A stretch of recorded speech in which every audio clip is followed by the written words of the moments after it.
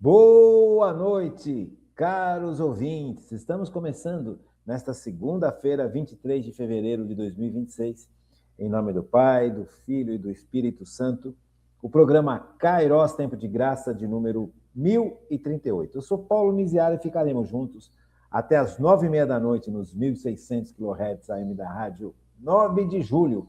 Nos trabalhos técnicos, o monstro Michel Silva. Aquele abraço, grande Michel.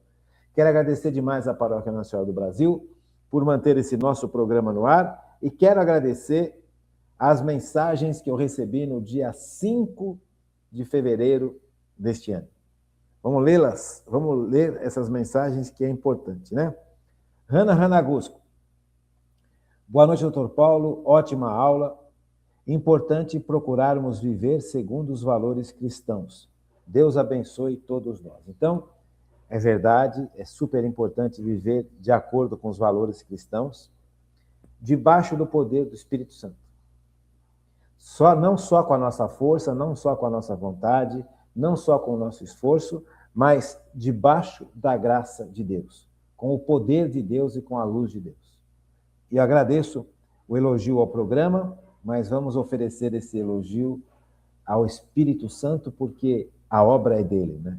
Nós somos só um pedacinho de barbante, que nem falava a fundadora do querido. Cláudia Roberta Costa Frederic. Boa noite, doutor Paulo, Deus abençoe, muito obrigado, Cláudia, para você também, viu? Que Deus te abençoe bastante. GM Hansten Procópio. Boa noite, doutor Antônio Paulo, Marão Miziara, paz e bem, muito obrigado, um abraço para você, GM. Celinha Sliacas. Boa noite, doutor Paulo. Melhor programa para ouvir de noite depois do trabalho. É uma bênção. Grande abraço para o senhor. Nossa, agradeço demais, Celinha, do fundo do meu coração. Mas a mesma coisa que eu falei para minha querida amiga, né? A obra é de Deus. A obra é de Deus. Que Deus mantenha a sua mão sobre nós. Eu te peço, Celinha, interceda pelo programa, para que o programa possa continuar sendo aquilo que Deus quer que ele seja. Peço realmente, do fundo do meu coração, para que vocês intercedam pelo programa, para que a gente possa fazer o que Deus quer que a gente faça, tá bom? Agradeço muito as suas palavras, viu, Celinha? Cícera Campina, boa noite, doutor Paulo, Deus abençoe muito, estamos orando por todas as intenções, muito obrigado, Cícera, você não sabe o quanto isso é importante, agradeço demais, viu? Marlene dos Reis, boa noite, gratidão sempre. Angelina Lima, boa noite, não mandei mensagem, estava na igreja, gratidão, está com a gente, está sempre com a gente, Angelina Lima, muito obrigado, gente, do fundo do meu coração por todas as mensagens. E vamos ao nosso estudo, né? Nós vimos na sexta-feira uma aula sobre a importância de pedir a Deus que aumente a fé. Aqueles 2 trechos da Bíblia tão lindos, né?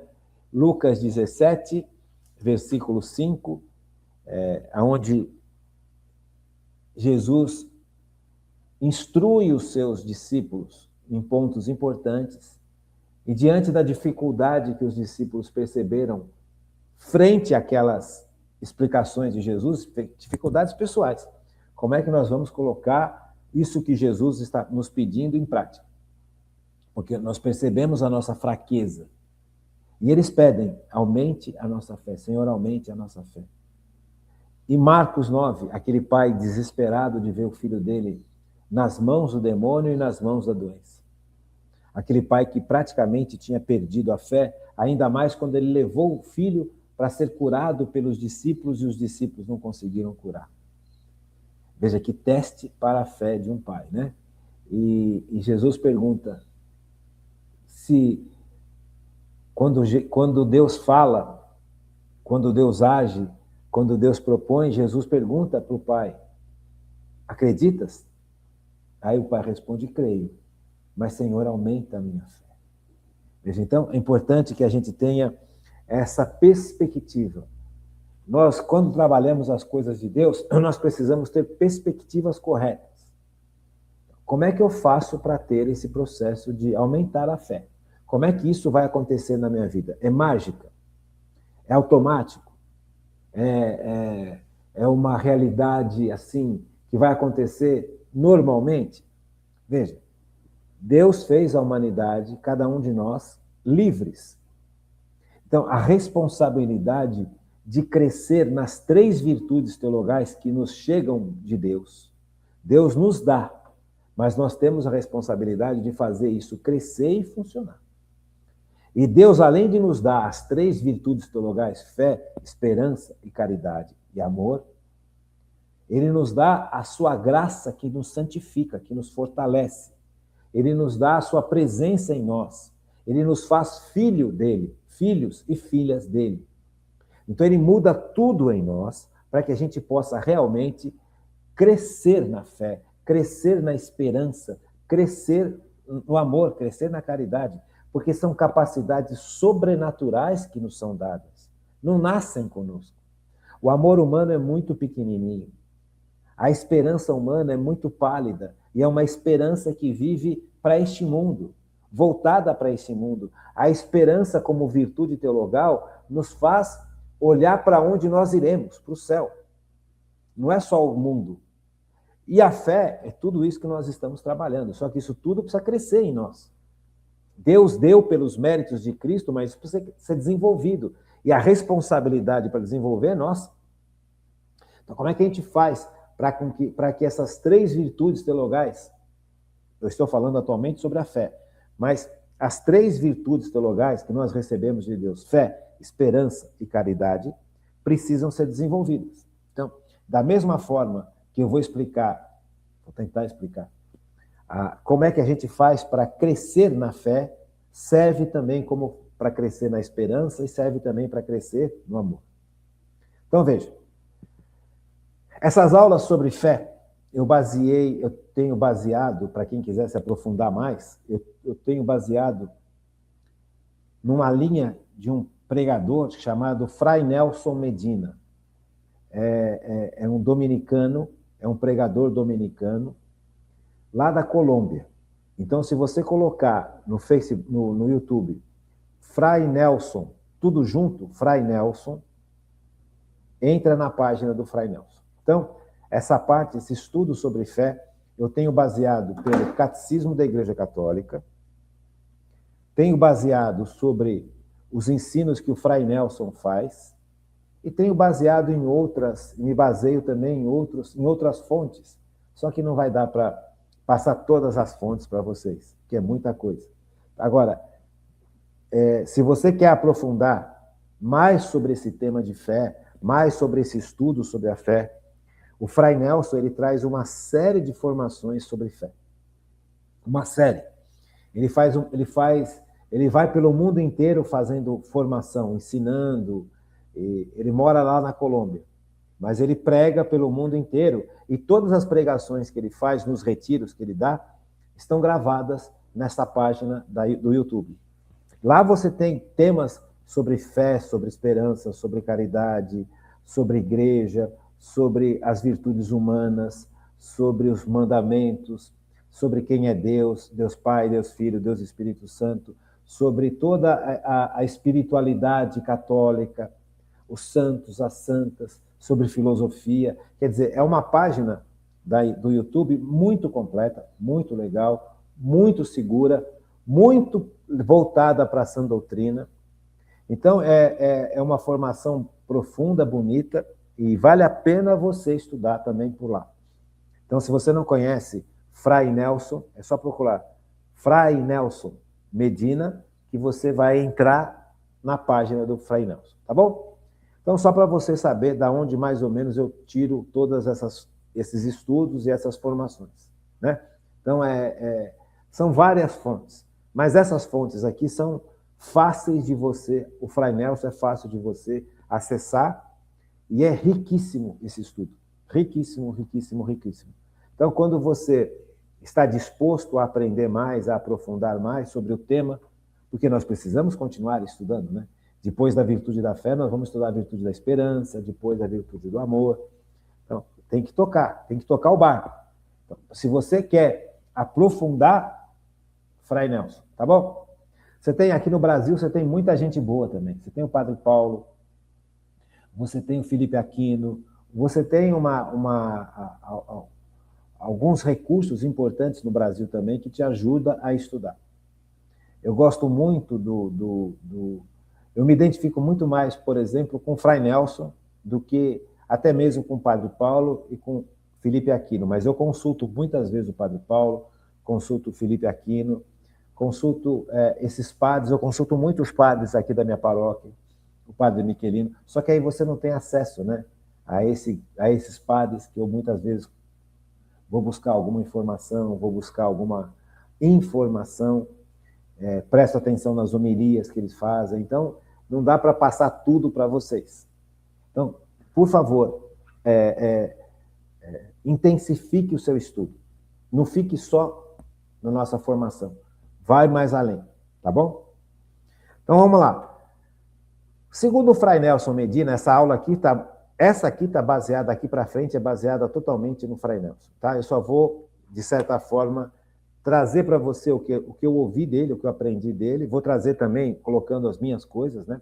A minha parte disso, mas essas próximas aulas está baseada numa aula que ele deu sobre como crescer na fé.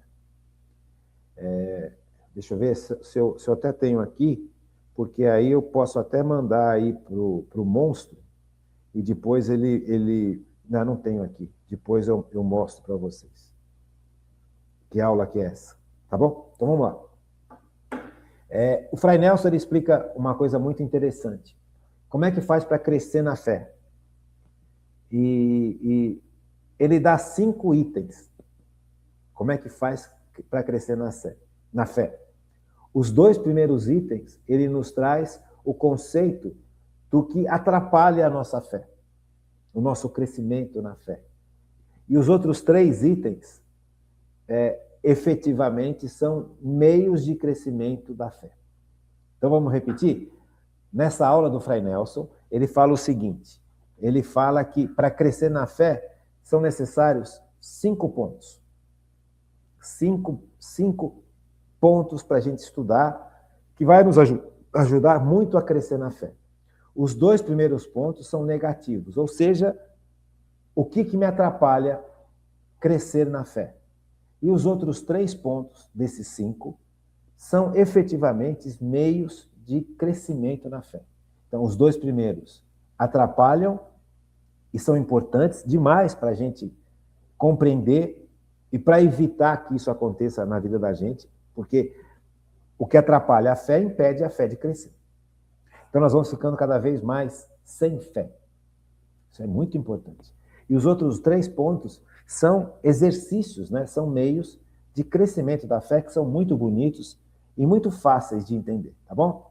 Então, o primeiro ponto negativo que impede a gente de crescer na fé é medir a Deus com a nossa cabeça.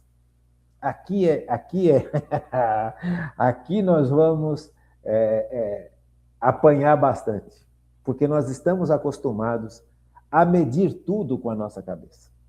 Isso é muito sério. É impressionante como isso é sério, né? Então, a gente vê um fato, a gente analisa com a cabeça da gente. A gente está diante de uma dificuldade, a tendência humana é analisar essa dificuldade com o nosso entendimento, com a nossa compreensão da vida, com as nossas perspectivas, com os nossos, com a luz dos nossos fracassos, né? Com os nossos medos, com as nossas tristezas, com os nossos limites. Então, nós acostumamos a olhar tudo assim. A gente, de certa forma, olha a vida desse jeito. E, infelizmente, a gente olha para Deus dessa forma. Então, é uma característica humana. Por isso que é importante nós trabalharmos a nossa relação com Jesus Cristo.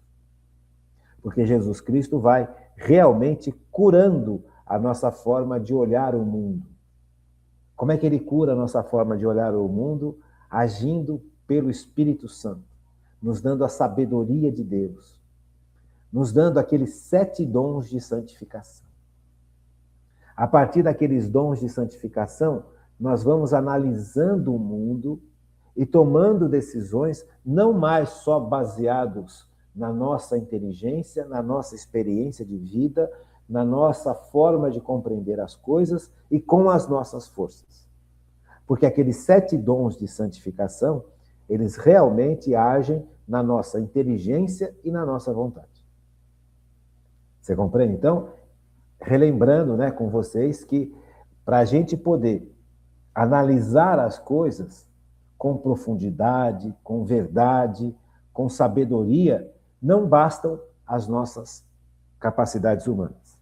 São necessárias as capacidades sobrenaturais que Deus nos dá no nosso batismo.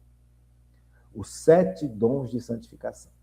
Então, eu vou deixar para você, nessa primeira fase, nesse primeiro ponto, relembrar quais são os 7 dons de santificação que Deus nos dá no nosso batismo. Né? Aqueles 7 dons que nós já estudamos, já revemos, já nos aprofundamos. Então, pelo menos, a gente tem que ter uma noção de cada um daqueles dons. Lembra? São 7 dons. 3 dons vão agir na nossa inteligência. 3 dons dos 7 vão agir na nossa vontade. E um dom, que é o dom da sabedoria, vai agir tanto na inteligência quanto na vontade. Então, nós já estudamos isso. Eu gostaria que você fizesse essa lição de casa. Fizesse essa lição de casa para que você possa, pelo menos, trazer para a sua memória, relembrar o nome dos 7 dons. E lembrando o nome de 7 dons, os pontos mais importantes. O que significa, por exemplo, o dom do entendimento? O que significa o dom da fortaleza? Então, veja, essas coisas são importantes demais. Por quê? Porque a gente acaba necessitando sempre pôr em prática. Se nós não permitirmos que a nossa inteligência seja iluminada pelo Espírito Santo, isso aqui não está na aula do Frei Nelson, isso aqui sou eu que estou passando para vocês, porque a gente sente essa necessidade de passar. E se você não permite que a força de Deus se manifeste na vida da gente através da presença de Deus em nós e dos dons de santificação que agem na nossa vontade, dentre eles o dom da fortaleza, né? O dom da piedade. Veja. Então, é importante que você relembre pelo menos os 7 dons. E eu gostaria que você fizesse esse exercício de memória, porque nós já estudamos isso muito. Caso você tenha dúvida, caso você não consiga, manda mensagem que a gente revê em alguma aula. Mas já foi visto e já foi revisto, inclusive nesses programas atuais de mudança de horário, tá bom? Então vamos lá. Eu preciso aprender a olhar as coisas sobre o prisma de Deus, não sobre o meu prisma, porque isso atrapalha demais a minha vida de fé, o meu crescimento na fé. Porque quantas e quantas vezes eu olho para situações que humanamente não tem saída. Humanamente não tem saída. Vamos dar um exemplo. Vou dar um exemplo da minha vida, porque é importante a gente dar exemplos para a gente poder se posicionar no tempo e no espaço, né? Para a gente ver que a gente não está falando de coisas que são assim, estratosféricas, de outro mundo, não. Antes do meu pai morrer, eu tinha uma vida confortável e me sentia muito seguro com o meu pai. Porque meu pai era um homem muito inteligente, um homem muito trabalhador, um homem justo, um empresário extremamente honesto. Então eu tenho orgulho da história do meu pai. Sempre terei. Eu nunca mais me esqueço que uma fiscal foi lá na empresa do meu pai, quando existia a empresa do meu pai, há muito tempo atrás, já está fechada há muitos anos. Não teve que fechar depois que os sócios morreram. Eu nunca mais me esqueço que essa fiscal, ela revirou tudo que podia revirar nas anotações da empresa, nas leis que eram obrigadas, que toda empresa é obrigada a obedecer, os direitos, os deveres. Ela ficou alguns dias lá na empresa do meu pai, levantando tudo Mas tudo, tudo, tudo. Meu pai ficou até preocupado. Eu via que meu pai estava assim, mais sério, mais circunspecto. E o meu pai era o responsável por toda essa parte, né? Passado esses 3, 4 dias, não me lembro direito quanto foi, eu era pequeno. Eu gostava de ficar no escritório com meu pai, sempre gostei.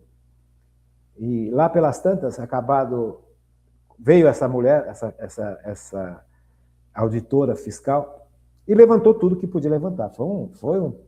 Nossa Senhora! Nunca mais me esqueço isso. Nesse último... E aí eu não podia ficar no escritório com eles, né? Aí ficava o meu pai, o irmão do meu pai, e eles lá, fazendo as coisas que tinham que fazer. Ele falou, você vai para a tua aula, deixa a fiscal tomar conta aqui de tudo. Aí terminou tudo que a fiscal, todos os exames que ela fez, ela saiu do escritório do meu pai, ela me viu, ela me chamou e falou assim, vem cá, eu vou te falar uma coisa. Eu nunca vi uma empresa tão bem organizada, tão bem trabalhada e tão correta. Olha, eu vou te falar, teu pai está de parabéns. Eu nunca vi isso. E olha que eu trabalho na área há muitos anos. Então, quando eu ouvi isso, eu fiquei realmente... Se eu já amava o meu pai, se eu admirava o meu pai... Desculpa se eu chorar. Se eu admirava o meu pai, mais ainda, porque meu pai era justo.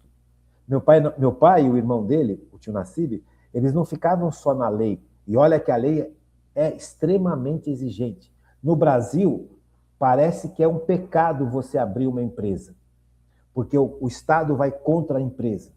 Tudo que puder dificultar para se abrir uma empresa, se abrir um comércio, se abrir um negócio pessoal, particular, o Estado faz para dificultar. É uma mentalidade diferente, por exemplo, dos Estados Unidos. Tudo nos Estados Unidos facilita que se abram empresas. Aqui no Brasil, não. Tudo que puder fazer para dificultar a vida de quem quer ter o direito de empreender, acontece. Então, se eu já tinha essa perspectiva e via a luta que meu pai e o meu tio tinham para manter a empresa funcionando debaixo de um regime legal duríssimo, além do regime legal, além das exigências desse regime, o meu pai e o meu tio faziam questão de ajudar os seus funcionários. Tanto é que quando nós fechamos a empresa, eu tive que fechar junto com a minha mãe e com a irmã do meu pai, porque morreu todo mundo, todos os sócios morreram. Então, era vontade deles que cada um dos funcionários, além da aposentadoria, recebessem uma ajuda de custo proporcional aos anos trabalhados. Tinha gente que trabalhou lá há 40 anos. Então, teve que ter esse dinheiro para pagar, porque era vontade, além de obedecer todas as leis, tudo que tinha que pagar por direito, além disso tudo, eles faziam questão de pagar um tanto proporcional aos anos que esses funcionários trabalharam para a empresa. E assim foi feito. E aí nós encerramos a empresa. Então, eu tenho um orgulho imenso do que fez meu pai e do que fez o meu tio.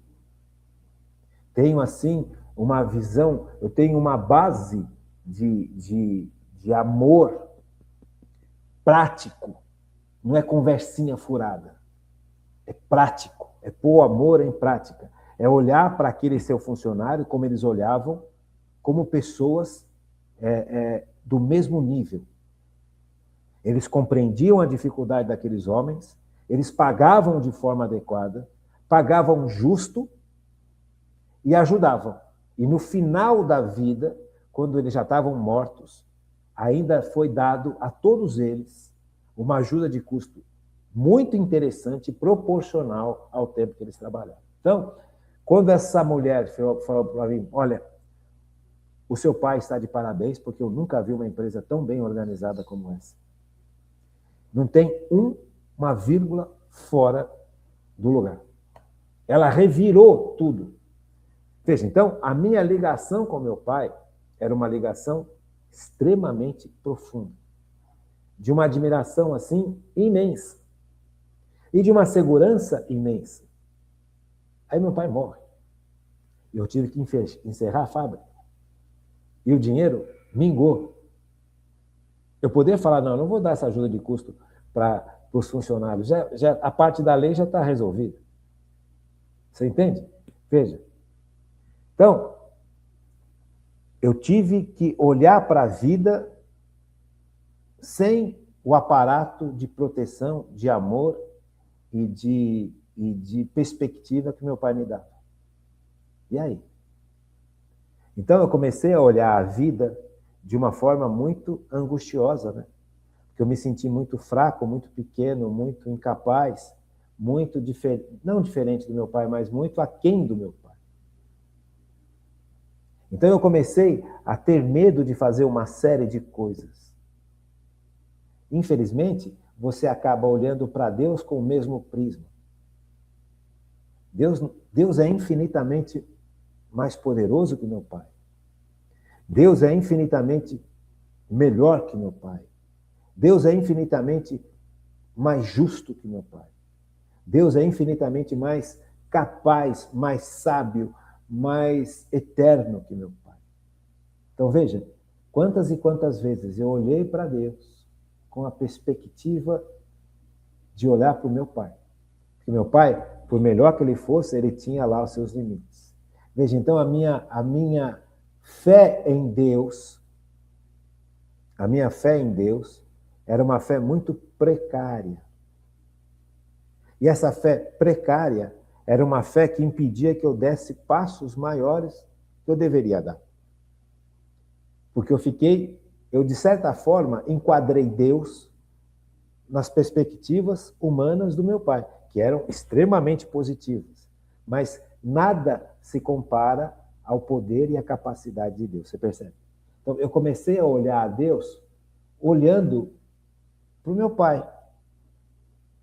Só que Deus é muito mais poderoso que meu pai. Deus é muito mais rico que meu pai em todos os sentidos. Não só financeiro, tudo é de Deus. Então, eu olhava para Deus com o limite, mesmo que positivo, humano, que o meu pai me servia como referência. Até mesmo o meu tio, irmão do meu pai, também servia como referência. Veja, então, veja que limite pequeno eu estou colocando para Deus. Eu coloquei para Deus um limite muito pequeno frente às minhas referências humanas, que eram, humanamente falando, extremamente positivas. Humanamente falando. Mas Deus é incomparavelmente poderoso, forte, amoroso, misericordioso, justo, inteligente. Veja, então, eu reduzi, de certa forma, na minha cabeça, as possibilidades da ação de Deus. Porque Deus não é um homem. Deus se fez homem para nos salvar, mas Deus é Deus. Isso é muito sério, gente. Então, nós medimos Deus com a nossa cabeça. Nós medimos Deus a partir dos nossos parâmetros. Nós medimos Deus a partir dos nossos limites e dos limites das pessoas que a gente ama. Isso é um entrave tremendo para a virtude de fé crescer na vida da gente. Porque a gente vai esperar o que de Deus? Limite? O amor de Deus não tem limite. O poder de Deus não tem limite. O poder do meu pai tinha limite. Por mais que ele fosse um homem extremamente inteligente, extremamente capaz no que ele fazia, mesmo sendo extremamente inteligente, mesmo sendo capaz, mesmo sendo tendo construído uma empresa junto com o irmão dele, de tal forma que essa empresa recebeu o elogio de alguém que foi lá para encontrar alguma coisa errada, percebe? A empresa não cresceu como deveria ter crescido. A empresa não se desenvolveu como deveria ter se desenvolvido. A empresa chegou num limite, quando ela funcionava de manhã, de tarde, de noite, de madrugada, e depois foi declinando. Apesar de toda a competência do meu pai, apesar de toda a competência do meu tio, irmão dele, apesar de toda a honestidade deles, apesar de toda a dignidade de trabalho, apesar de todo o apoio que ele dava aos funcionários, apesar de tudo isso, a empresa chegou num ápice e depois caiu. E caiu fundo, que teve que fechar. Porque eu não teria como conseguir levar a empresa sozinho. Porque a estrutura do Brasil daquela época, como até hoje, é uma estrutura proibitiva para quem quer empreender. Eu não vou sonegar imposto, porque se eu começar a sonegar imposto, se eu seguisse a empresa e começasse a sonegar imposto, eu ia me dar mal. E é desonesto, eu não quero fazer isso. Mesmo que muitos desses impostos e taxas sejam injustos. Então está na hora do Brasil sair deste pântano de ódio contra quem empreende. Isto não é de Deus. Então, um dos fatores que me fez não seguir a empresa do meu pai foi a impossibilidade de chegar a fazer com que a empresa pudesse crescer a partir daquele ponto. Porque eu pegaria a empresa não no tempo em que ela estava crescendo. Eu teria que pegar a empresa no tempo em que ela declinou. E aí? E aí que eu agi de forma humana, eu não agi pela fé. Eu não agi pela fé.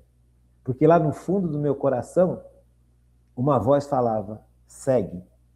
E todas as vozes falavam, não segue. Eu deveria ter seguido a voz que falava segue. Por que eu não segui? Porque eu não agi com a fé. Eu preferi agir pelo limite. Eu vou perder o que sobrou. Eu não vou dar conta, eu não sei o quê, porque eu não me comparo ao meu pai, porque eu não sei o quê. Você percebe? Porque a situação está ruim, porque a China está começando a entrar. Foi o tempo que a China começou a fabricar tudo. Era uma fábrica de elástico, de cordão, de cianinha. Então, o elástico, a cianinha, o cordão que vinha da China, que era fabricado na China, vinha com 1/3 do preço. Porque lá é trabalho escravo, lá o trabalhador não tem 13º salário, não tem férias, trabalha 12, 13 horas por dia, não tem nada, é escravidão, é comunismo. Então, eu não tinha como competir com o mesmo material que era fabricado na China. Foi o começo da invasão chinesa no mundo. Percebe? Então, foi uma época muito difícil, muito complicada. Mas mesmo nessa época difícil e complicada, eu deveria ter me colocado aos pés de Cristo e rezar profundamente e ouvir o que Cristo teria me falado. Você percebe? Eu não fiz isso porque eu não estava acostumado com essas coisas. Eu me deixei levar pelas opiniões razoáveis. Tem hora que as opiniões razoáveis fazem sentido e você deve obedecer. Tem horas que você deve ultrapassar, movido pela certeza da fé, que Deus é capaz de abrir portas que eu não enxergaria naquele momento. Veja, então, eu medi Deus. Na verdade, eu nem medi Deus, né? Na verdade, eu simplesmente ignorei a existência de Deus. Eu estava tão chocado com a morte do meu pai, eu estava tão triste, eu estava tão preocupado com a situação grave que nós tínhamos que enfrentar, porque a fábrica estava praticamente fechada. Tinha que fechar essa fábrica. Porque o que restava de dinheiro da família já tinha ido embora praticamente tudo. Você percebe? Então, era uma necessidade premente. O que eu deveria ter feito hoje? Hoje eu faria totalmente diferente. Diante dessa decisão, eu participaria de missa diária durante 1 mês, antes de tomar essa decisão. Intensificaria a minha vida de oração, sentaria junto com o meu diretor espiritual e iríamos discernir juntos. Percebe? Mas o que eu fiz? Eu analisei com bom senso humano. O bom senso humano falava, fecha. E fechamos. Entende? Agora, hoje eu me pergunto, será que eu fiz certo? Por quê? Primeiro que eu não tinha essa experiência com Deus, como nós temos hoje. Porque nós estamos tendo essa experiência juntos. Eu não tinha essa experiência tão profunda assim com Deus. Eu tinha uma experiência com Deus, mas não era tão profunda assim, a ponto de eu viver para Cristo. Olha o parâmetro aqui. Ó. Veja, o meu racional, ele tem que estar iluminado por Cristo, mas quem tem que dirigir a minha vida e as minhas decisões não é o bom senso só, não é só o bom senso humano, é a vontade de Cristo. E muitas vezes, interessante isso, por isso que é importante a gente ter um diretor espiritual que ajude a gente. Muitas vezes, o bom senso humano coincide com a vontade de Deus em coisas positivas. Bom senso humano, racional humano. Racional humano é importante, só que ele tem que sair iluminado pelo Espírito Santo. Tem vezes, tem situações em que mesmo o bom senso humano indica um caminho, Deus te fala, não, eu não quero esse caminho, eu quero outro. E aí você tem que ir. Você percebe? Então, este salto que a virtude da fé traz para a gente. Só que isso é um processo. Veja, a virtude da fé, ela vai crescendo na medida em que eu vivo com Cristo. E na medida em que eu deixo Cristo dominar a minha vida. Na medida em que eu deixo que Cristo estabeleça, Ele, os parâmetros. Na medida em que eu deixo que Cristo estabeleça o norte da minha vida. Não só os parâmetros da minha vida, mas o norte da minha vida. Então, naquela época que meu pai morreu, eu não tinha a menor noção disso. Menor noção disso. Se Cristo chegasse para mim, nesse um mês de missa diária, se possível jejum, intensificação de oração e discernimento junto com o meu diretor espiritual, se o discernimento fosse, olha, continua a fábrica, que Deus vai abrir portas, porque as portas, humanamente falando, estavam totalmente fechadas. Eu olhava para o cenário, eu não sou uma pessoa eu não sou muito brilhante, nem muito inteligente, mas também não sou burro. Então, eu sempre gostei de estar atento ao cenário que me envolve, que cerca a gente. Sempre gostei de geografia, de história, sempre gostei dessas áreas assim de percepção das coisas. Eu gosto disso, sempre gostei de ver, de entender por que as coisas são daquele jeito. Sempre. Então, eu sempre fui uma pessoa razoavelmente bem formada e bem informada. Mas perto da ação, da fé que Deus desperta em nós, isso é nada. Eu me baseei no meu nada e baseei no comum do que as pessoas que eu julgo inteligentes, mais do que eu, achavam também. Mas se mesmo analisando isso humanamente, eu sentisse no coração a inspiração de ir, eu deveria ter ido. Um dia eu vou ter que conversar com Cristo lá em cima para saber se eu tomei o caminho certo. Ou até mesmo se Deus quiser me mostrar isso, iluminar a minha alma para eu entender se realmente eu tomei o caminho certo ou não, porque eu preciso, se não tomei o caminho certo, suplicar a misericórdia de Deus, né? Me arrepender de não ter confiado pela fé na pessoa de Jesus Cristo. Se bem que eu não estava preparado para isso. Percebe? Então, essas coisas, eu não sei se ficou claro para você, espero que tenha ficado, porque isso é muito importante. A gente está acostumado a medir Deus com as nossas possibilidades. Deus realiza milagres, gente. Na mesma época que eu fechei a empresa do meu pai, que nós fechamos a empresa do meu pai, na mesma época, porque não tinha perspectiva humana nenhuma, eu teria que se eu quisesse continuar a empresa, eu teria que pagar os herdeiros, remodelar a empresa e recomeçar praticamente do zero. Com a China entrando com tudo na época em que ela trouxe as coisas a preço, a 1/3 do preço. E aqui no Brasil, um monte de imposto e um monte de taxa e o governo contra, o Estado contra. Como é que faz? Teve pessoas que tiveram que enfrentar a mesma situação, igualzinha a mim. Não no mesmo sentido de perder pai, mas que tiveram que continuar uma empresa ou abrir uma empresa nessas mesmas situações, em áreas diferentes, que abriram e tiveram sucesso. Com tudo contra. Então, veja, eu não posso... Estou dando só um exemplo, viu, gente? Isso é só um exemplo pequeno para a gente começar a entender o contexto do que é medir a Deus com a nossa cabeça.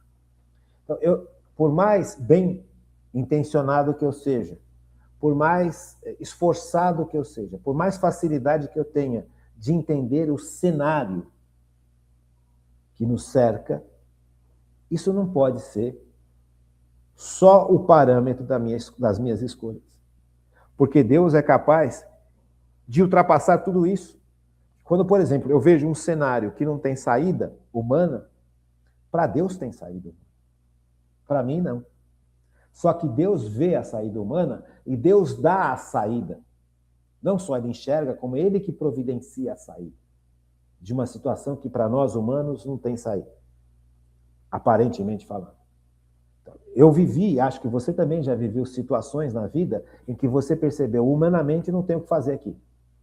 Agora, se eu estou movido pela fé, a fé verdadeira, se o meu parâmetro é Cristo e não a minha inteligência tão somente, e não a minha experiência tão somente, e não a experiência dos mais experientes que me cercam, e não a perspectiva das pessoas inteligentes que me cercam. Você percebe? Deus é infinitamente maior que tudo. Um exemplo. Agora um exemplo de uma história que todos nós conhecemos. Todo mundo conhece, pelo menos acho que conheça, que venham conhecer, a canção nova do Padre Jonas. É um outro exemplo, sem comparação, é outro exemplo. O Padre Jonas era um sacerdote salesiano. Um sacerdote salesiano que, como padre salesiano, seguia a linha de Dom Bosco e lidava com jovens. Só que ele sentia uma sede de algo a mais. Ele sentia a sede de algo a mais. Não bastava o que ele fazia em favor dos jovens, como ele fazia como sacerdote. E ele se desdobrava como sacerdote em favor dos jovens. Tanto é que ele pegou uma tuberculose e teve que ir para acho que Campos do Jordão, para se recuperar. E nessa, ele recebeu o batismo no Espírito de um padre americano que veio para o Brasil, e ele percebeu, mergulhado no Espírito Santo, que foi essa oração que ele recebeu desse padre, que esse algo a mais que ele ansiava era montar uma comunidade para lidar com jovens. Ele montou a Canção Nova. Então, ele pediu licença aos salesianos e começou uma empreitada do zero, sem dinheiro, sem reforço, sem proteção. Os salesianos não era uma obra salesiana, era uma obra que um sacerdote salesiano queria fazer, independente da ordem dos salesianos. Então ele se afastou da ordem, continuou sacerdote, se afastou da proteção da ordem, se afastou de viver debaixo da ordem dos salesianos, né? Porque os salesianos é uma ordem religiosa.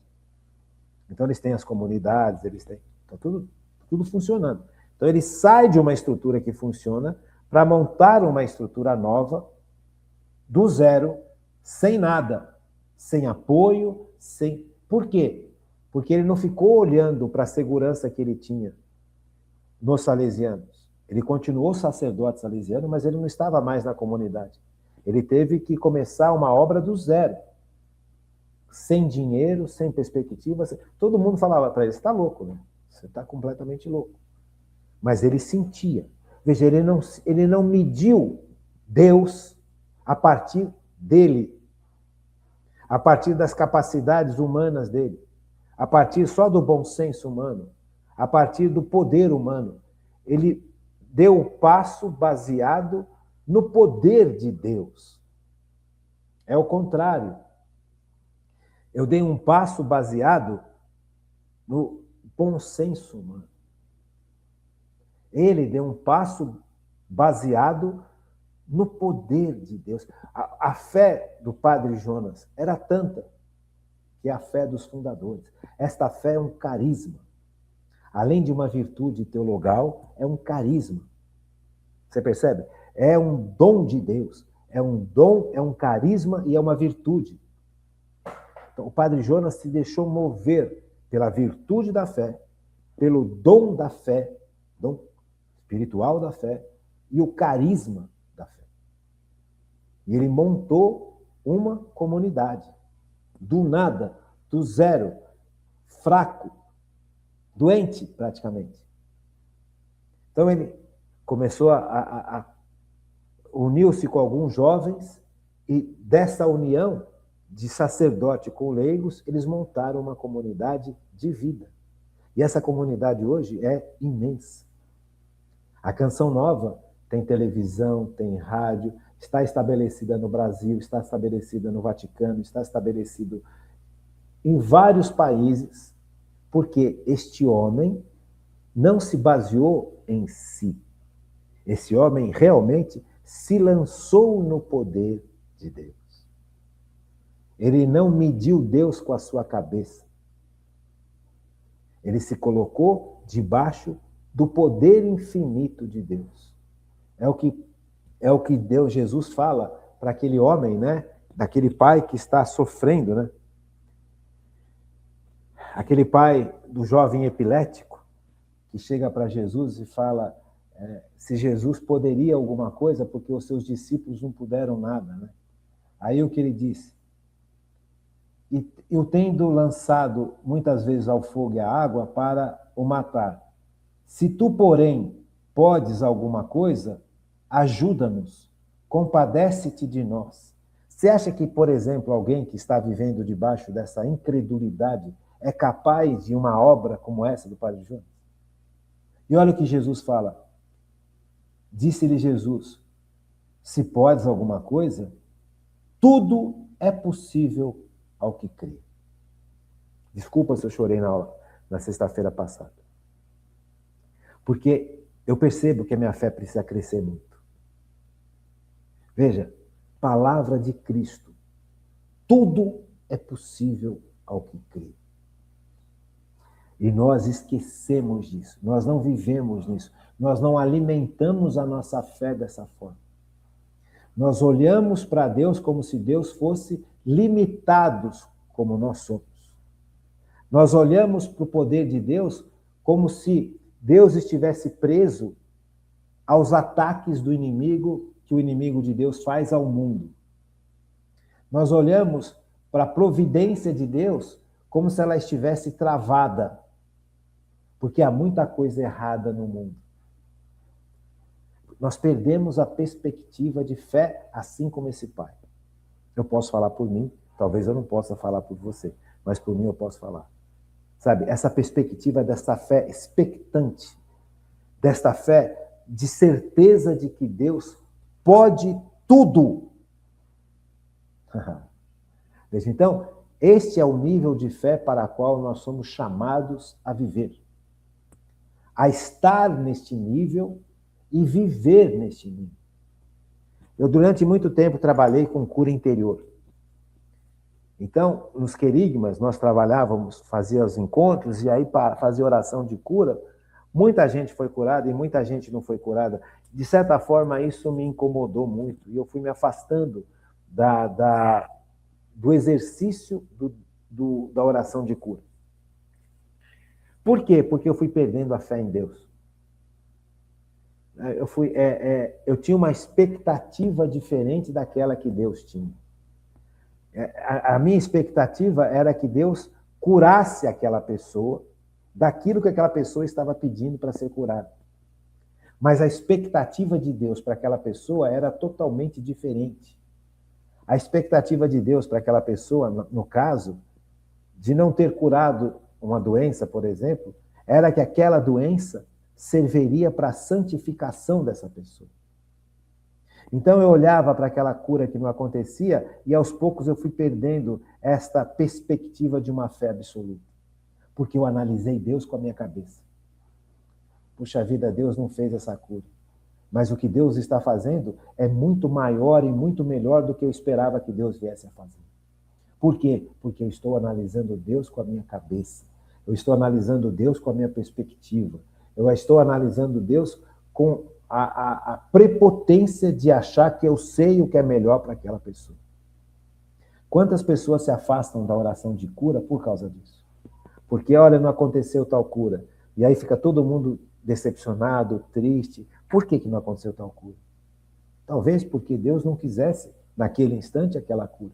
Aquela enfermidade para aquela pessoa, naquele momento, era importantíssima para ela, porque essa enfermidade iria trazer para ela a consciência da sua fragilidade. E diante da consciência da sua fragilidade, ela dobraria os seus joelhos diante do Pai, suplicando misericórdia pelos pecados, principalmente o pecado do orgulho, da soberba, da autossuficiência. Veja, então, eu esperava que Deus fizesse tal coisa e Deus não fez. Quantas e quantas vezes na vida da gente nós rezamos, suplicando para que Deus faça tal coisa, Senhor, faça tal coisa, e Deus não faz. E a gente se afasta de Deus. Porque eu analiso Deus com a minha cabeça. Não, nem com a minha cabeça iluminada pelo Espírito Santo. Eu analiso Deus com a minha perspectiva, com o meu anseio, com aquilo que eu acho que é melhor, com aquilo que eu acho que é o mais certo. Percebe que por trás disso tudo existe um orgulho absurdo.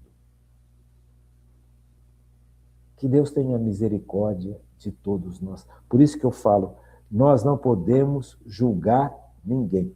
Eu posso falar, isso aqui está errado. Esse ato é pecado.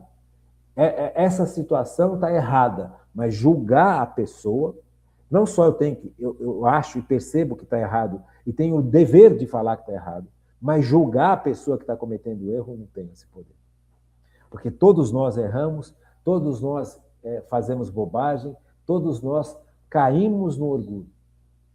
Tem pessoas que vivem no orgulho, tem pessoas que lutam contra o orgulho. Então, veja, a ação do Espírito Santo. Então, medir Deus com a nossa cabeça atrapalha de forma tremenda o crescimento da virtude de fé na vida da gente. Vamos fazer uma paradinha e daqui a pouco a gente continua. Vamos voltar? Vamos dar mais um exemplo, que eu acho que isso é super importante para a gente ver como é terrível a gente medir a Deus com a nossa cabeça. Vamos analisar a história daquela mulher hemorroíça que foi curada por Jesus. Mateus 5, né? Mateus 5, deixa eu ver aqui. Mateus 5, 25 a 34. Ora, havia ali uma mulher que já por 12 anos padecia de um fluxo de sangue. Sofrera muito nas mãos de vários médicos, gastando tudo o que possuía, sem achar nenhum alívio. Pelo contrário, piorava cada vez mais. Tendo ela ouvido falar de Jesus, veio por detrás entre a multidão e tocou-lhe no manto. Dizia ela consigo: se tocar ainda que seja a orla do seu manto, estarei curado.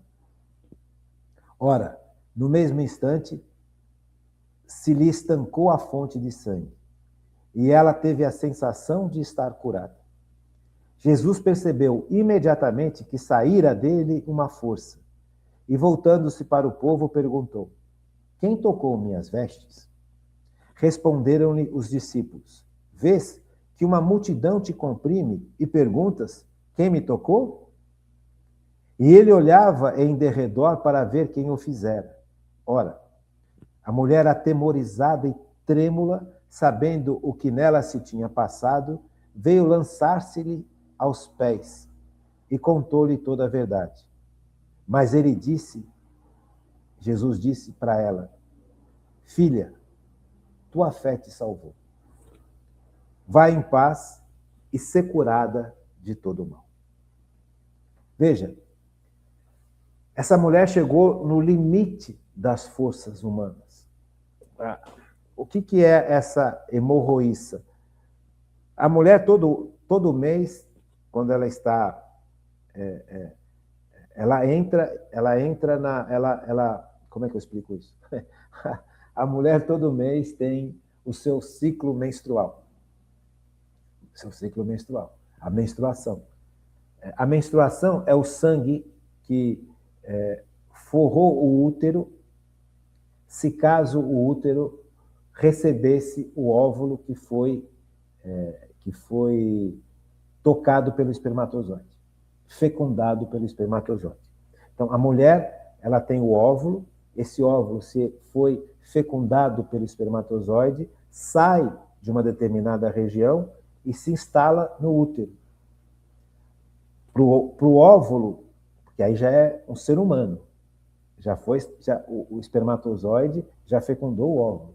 Esse óvulo, ele vai se desenvolver no útero da mulher. Então, o útero tem que estar preparado para aquele ser humano crescer dentro dele, dentro do útero. Então, o útero fica como se fosse um colchão. E esse colchão, aonde o óvulo vai ser instalado, é formado de sangue. E se não houve a instalação desse óvulo fecundado, se não houve fecundação, aquele útero que foi preparado para receber esse óvulo volta ao normal. E voltar ao normal é este sangue que formou esse colchão, a mulher perde esse sangue. Então, esse ciclo menstrual acontece. Essa mulher, ela estava perdendo sangue não só no ciclo menstrual.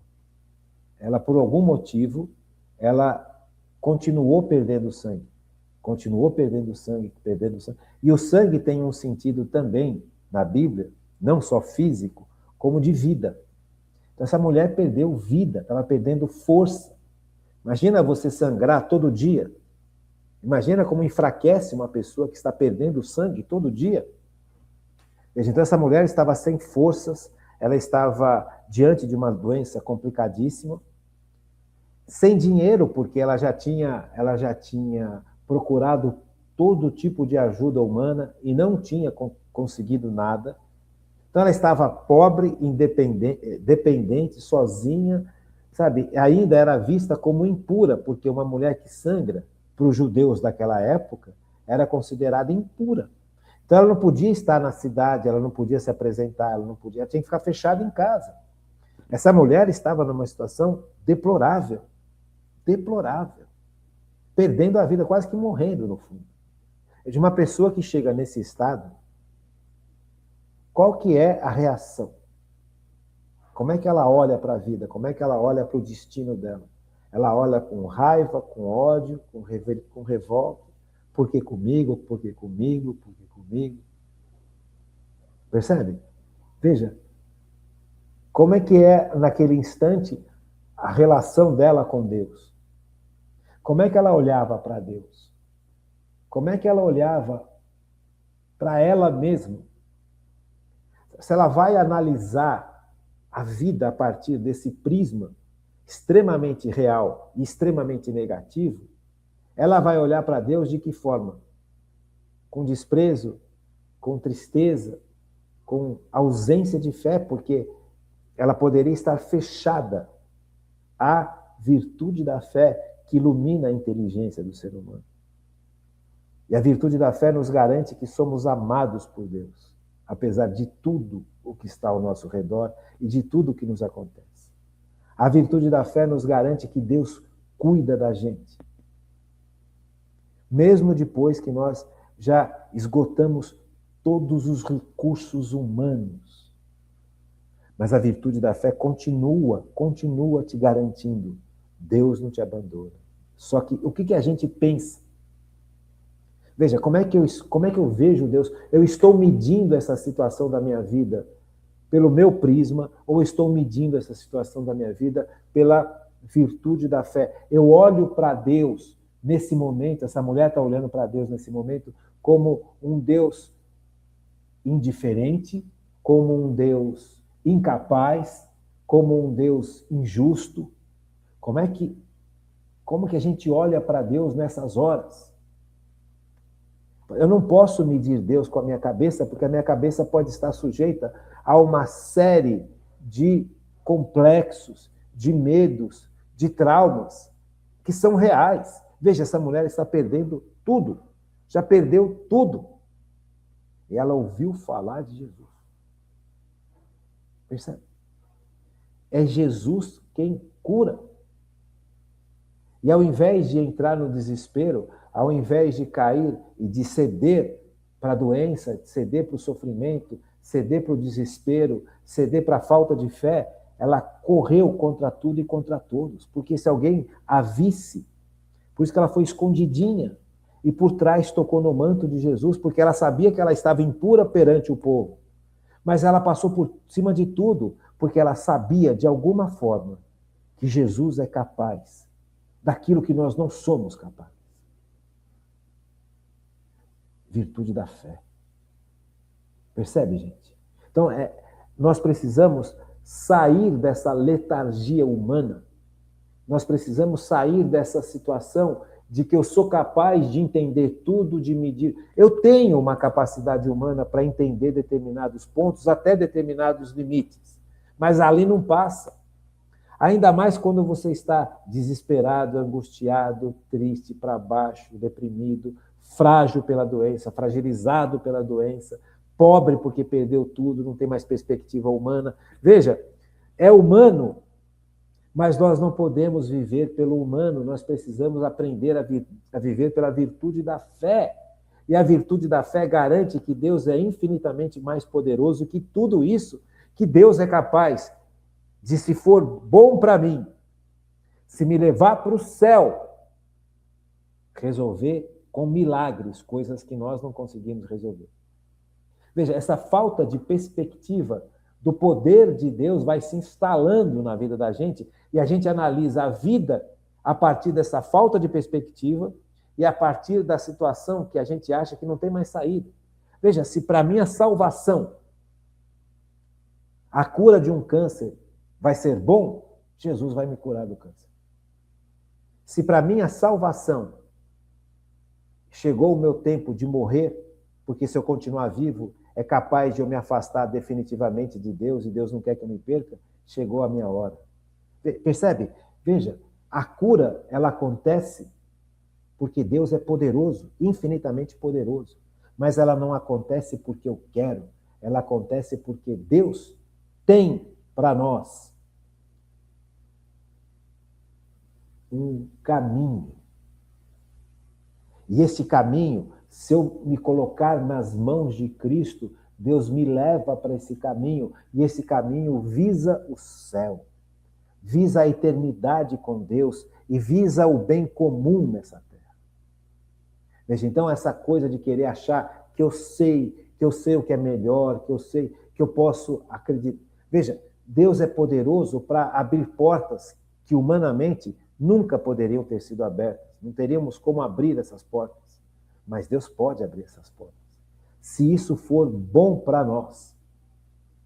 Veja, então eu preciso ter a perspectiva de que Deus é infinitamente maior do que aquilo que eu acho, do que aquilo que eu penso e do que aquilo que eu espero.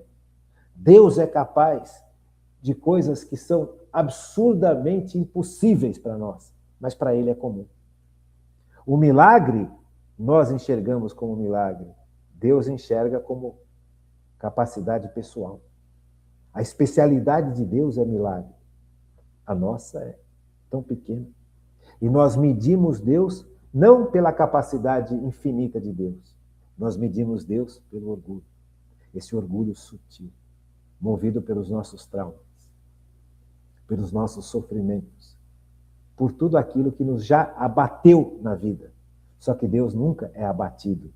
Deus é infinitamente superior e poderoso a tudo aquilo que nós podemos pensar e imaginar. Então, eu preciso começar a cultivar a fé voltado para Deus, não voltado para o que eu penso, voltado da forma como Deus pensa. E quem que me mostra a forma como Deus pensa? Jesus Cristo.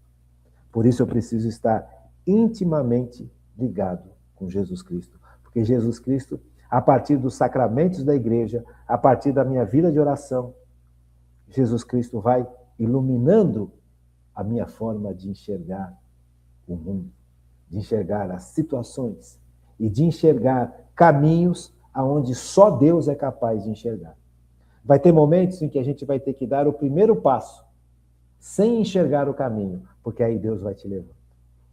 E aí que entra a nossa atitude. Moisés fez isso. Quando estava diante do mar vermelho, o exército do faraó vindo em cima deles, ia morrer todo mundo.